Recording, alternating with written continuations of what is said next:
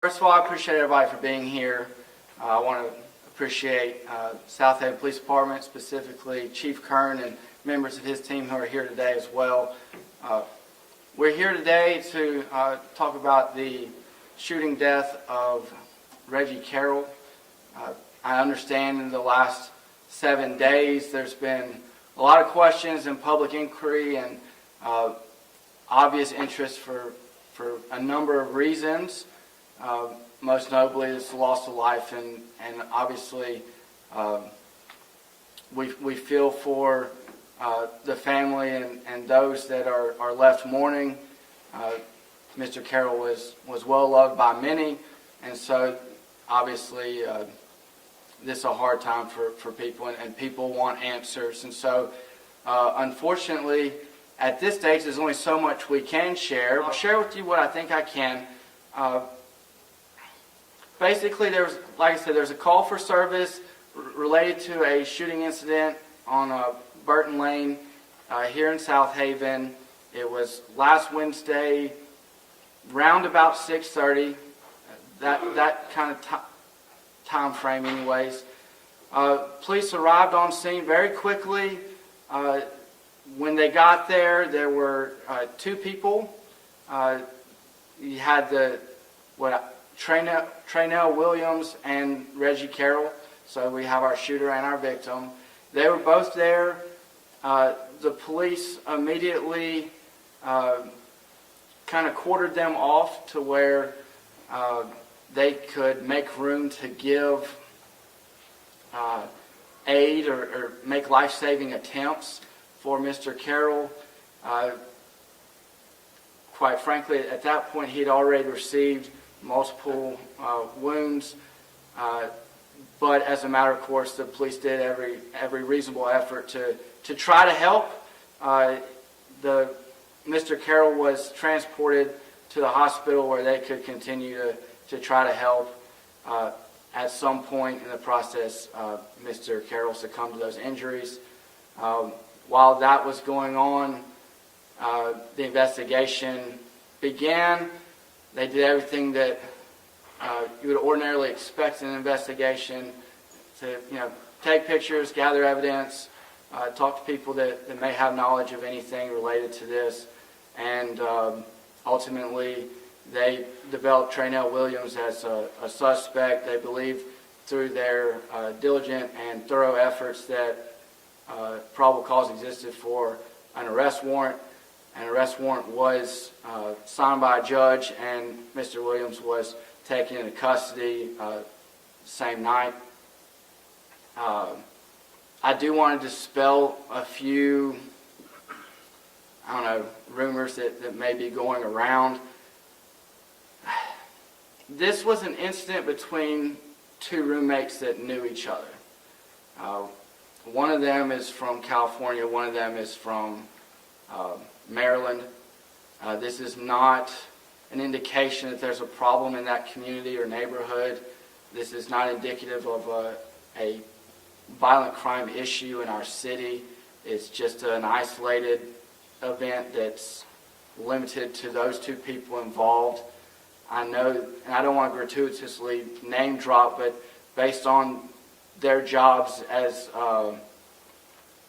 and their professions in the comedy world, they obviously run in the same circles with the same comedians. I want it to be clear that there's never been any reason before or now to believe that any of those comedians or organizations, business organizations, were involved in any way in what happened. This was a residence where only the shooter and the victim lived. This was not a resident of any other comedian or person. And, we've determined this is a very isolated thing. And so it is, when you have two people in a house and one of them loses their life and the other gets taken into custody by the police, there's not going to be much sharing of information about what happened right away, because you have one body in the hospital and one body at the police station, and neither of them had the ability to communicate to the outside world what happened. So other interested people that knew them, families, friends, business associates, probably didn't even know that Mr. Carroll was deceased until well after the fact, and they certainly were not present or involved.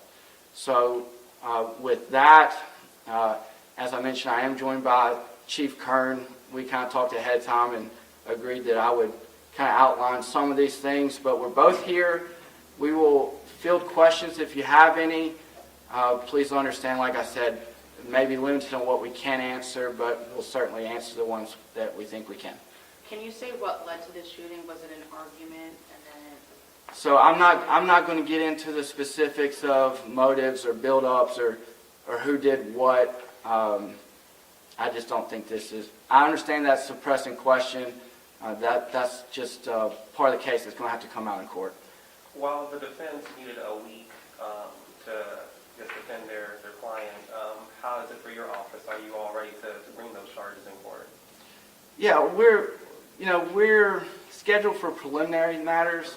We're certainly ready for that whenever they are. If they wanted to do it today, we would have done it today. If they want to wait a week, we'll wait a week. If they want to wait longer, we can wait longer. That's a defense right to have a preliminary hearing or a bond hearing. And so we'll be ready whenever they get around to asserting that right. So, any other questions? So the house is owned by Katt Williams, is that right? The house is not owned by Katt Williams. It was a rental property. There was another out-of-state company that was leasing the house, and the Traynell Williams and Reggie Carroll were the two tenants of the house. So it was not Katt Williams' house. And I was trying to avoid names, but you asked specifically, and I'll just say Katt Williams was not there. We have no reason to believe that he was ever involved in any way, shape, or form. I know we're still early on in the investigation, but as you said, this is an incident that has had a lot of public attention.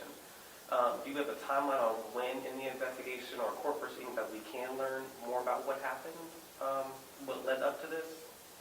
Like, is there a timeline for that? Do you know yet? Yeah, so generally speaking, you always have a right to make public records requests. So the affidavit, you should be able to get a copy of that at some point.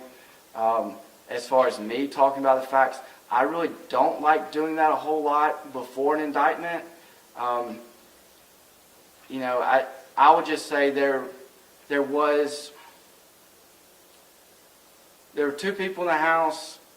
Obviously, this incident turned violent. The defendant used a shotgun to shoot multiple times at the victim. He used a 12 gauge. The ammo choice was slugs. I mean, other than that, I mean that's a little more information. But and the affidavit does mention that he used a shotgun with the deliberate design to effect death of Reggie Carroll. And I know once you read a shotgun, that you're going to have all sorts of visions in your head. And so I'll share that it was multiple wounds. I'm not going to put a number on it before the medical examiner's report comes in, but it was multiple wounds, and the ammo selection was slugs. Did he resist arrest at all, or he just stayed there? I'm not going to comment on the behavior. I'll say he was on scene whenever the police are both the deceased and the defendant were both on scene when the police arrived, and the police took the defendant with them, and the body went to the hospital. So I'll take one more if you have any. Otherwise, we'll just call it quits. That's it. All right. Thank you all very much. Thank you. Thank you.